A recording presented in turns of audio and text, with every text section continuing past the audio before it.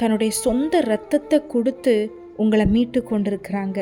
இதை கேட்டுட்டு இருக்கிற ஒவ்வொருவரும் நீங்கள் ஏசப்பாவுடைய பிள்ளைகள், அவருடைய சொந்த ஜனம். ஆமாங்க, இஸ்ரவேல் ஜனங்களுக்காக கடல் கண்டு விலகி ஓடினது, யோர்தான் பின்னிட்டு திரும்பினது. உங்களுக்கு முன்பாக வருகிற யோர்தான் இயேசுவின் நாமத்தினால பின்னிட்டு திரும்பும். உங்களுக்கு முன்பாக இருக்கிற கடல் உங்களை கண்டதும் விலகி ஓடும். ஏன் அப்படின்னா, உங்களுக்கு முன்பாக நிற்பவர் அவ்வளவு பெரியவர். நீங்கள் தனியாக நின்னீங்க அப்படின்னா எதுவுமே நடக்காது.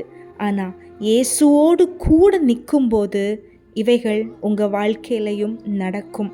இயேசு நம்ம கூட இருக்கணும் அப்படின்னா எப்பவும் நம்ம ஜெபிக்கிறவர்களாக இருக்கணும், வேதத்தை வாசிக்கிறவர்களாக இருக்கணும். ஏசப்பா கூட எப்பவும் பேசிட்டே இருக்கணும்.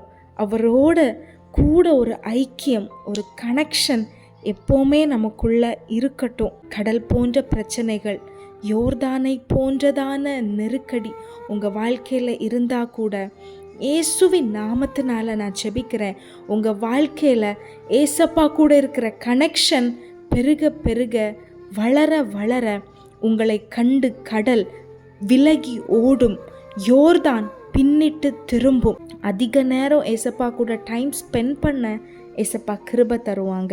உண்மையாக ஏசப்பாவுக்காக வாழலாம், ஏசப்பாவை பிரியப்படுத்துகிற ஒரு கூட்டமாக இருக்கலாம். சர்வ வல்லமை உள்ள தேவன் உங்களோடு கூட இருக்கிறார். ஆமென். Have a wonderful day. God bless you.